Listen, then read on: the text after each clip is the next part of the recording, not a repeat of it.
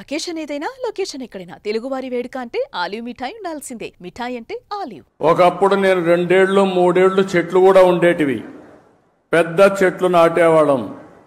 ఒకప్పుడు కాంగ్రెస్ పరిపాలనలో మీరు ఒకసారి చూస్తే చెట్లు నాటడం అంటే వాళ్ళకి అవగాహన ఉండేది కాదు.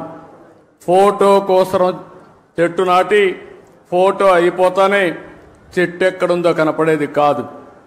తర్వాత ఇటీవల గవర్నమెంట్ వచ్చింది. వాళ్ళకి చెట్లంటే తెలియని గవర్నమెంట్ అది.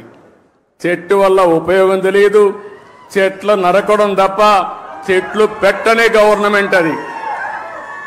ఆ రోజు మనం అందరం మాట్లాడుకున్నాం, ఎక్కడన్నా ముఖ్యమంత్రి హెలికాప్టర్లో పోతా ఉంటే కింద నుండే చెట్లన్నీ ఎగిరిపోతాయి. ఈరోజు నేను వస్తున్నా, మా ఉప ముఖ్యమంత్రి వస్తున్నాడు. ఎక్కడైనా ఒక్క చెట్టు నరుకుతున్నావా తమ్ముళ్ళు చెల్లెమ్మలు మీరే చెప్పమని మిమ్మల్ని అందరూ అడుగుతున్నా. చెట్లు పెంచడం బాధ్యత, చెట్లు నరకడం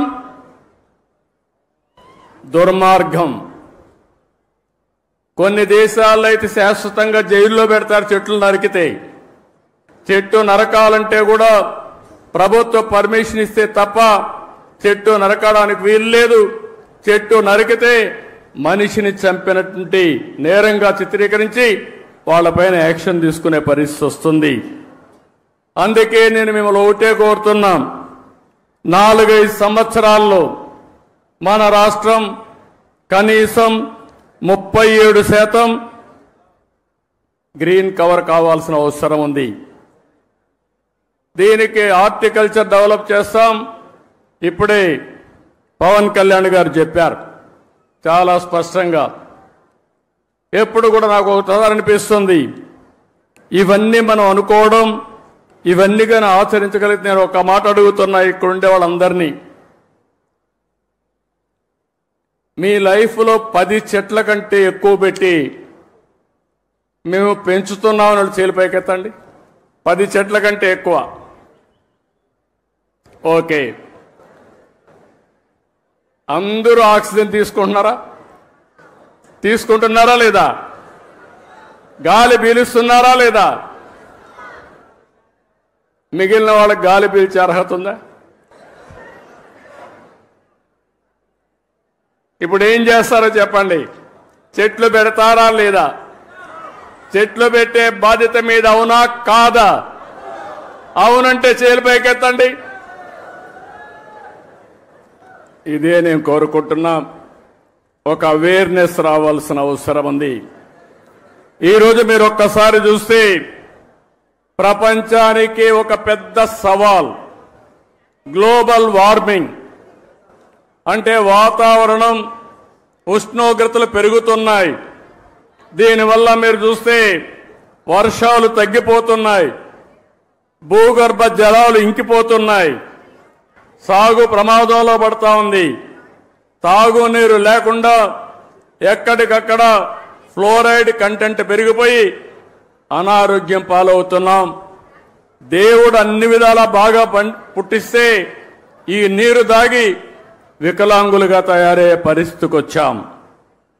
అందుకే ఇప్పుడే అంకారావు గారి స్టోరీ విన్నాం. మనమందరం చిన్నప్పుడు చదువుకునేవాళ్ళం, నేను కూడా చదువుకున్నాం.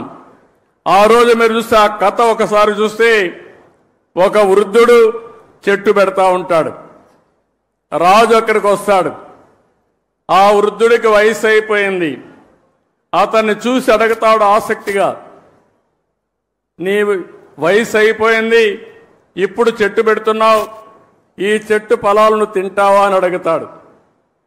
అప్పుడు ఆ వృద్ధుడు చెప్తాడు, మహారాజా పక్కన చెట్టు ఉంది చూడు, మా పూర్వీకులు పెట్టారు, దాని ఫలాలు నేను అనుభవిస్తున్నా. నేను పెట్టే ఈ చెట్ల ఫలితాల్ని నా పూర్వీకులు మా పిల్లలు అనుభవిస్తారని ఆ వృద్ధుడు చెప్పాడంటే అది విజ్ఞతని మీ అందరికీ తెలియజేస్తున్నా. ఆ విజ్ఞతతో మనందరం ప్రవర్తించాల్సిన అవసరం ఉంది. స్వార్థంతో బ్రతకడం కాదు. అలాంటివన్నీ కూడా మనం ఒక్కసారి ఆలోచించుకొని ఆ తాత చెప్పే కథే మనకు ఒక ఆదర్శం. ఇప్పుడు అంకారావు చేసిన పని మనందరికీ ఒక ఆదర్శం అని చెప్పి మీ అందరికీ తెలియజేస్తున్నా. నాకు ఒకసారి ఎప్పుడూ నాకు గుర్తుండేవాడు, ట్రీ మ్యాన్గా గుర్తింపయ్యాడు. ఆ రోజు పద్మశ్రీ వనజీవి రామయ్య నా దగ్గరికి ఎప్పుడూ వచ్చేవాడు. ఎప్పుడు వచ్చినా ఒక చెట్టు తీసుకొచ్చేవాడు. ఊరూరు తిరిగేవాడు. అందరికీ విత్తనాలు పంచేవాడు. సంవత్సరం వచ్చి నాకు రిపోర్ట్ చేసేవాడు. నేను ఈ కార్యక్రమాలు చేస్తా ఉంటే ఆయన ఎప్పటికప్పుడు ప్రోత్సాహపడి ఉత్సాహవంతుడై రోజుకు ఒక మొక్క నాటేవాడు. ఆయన నాటడమే కాదు, అందరి దగ్గర నాటిచ్చేవాడు. ఆ చెట్లను పెంచే కార్యక్రమాన్ని కూడా ఆయన నిర్వహించాడు. అందుకే కేంద్ర ప్రభుత్వం పద్మశ్రీ అవార్డు ఇచ్చింది. దీన్ని మనస్ఫూర్తిగా నేను అభినందిస్తున్నాను. ఆయన ఒక్కసారి స్మరించుకోవాల్సిన బాధ్యత మనందరిపైన ఉందని చెప్పి కూడా నేను మీకు తెలియజేస్తున్నా. సుమన్ టీవీలో మీ పర్సనల్ అండ్ బిజినెస్ ప్రమోషన్స్ కోసం కింది నెంబర్కి కాంటాక్ట్ చేయండి.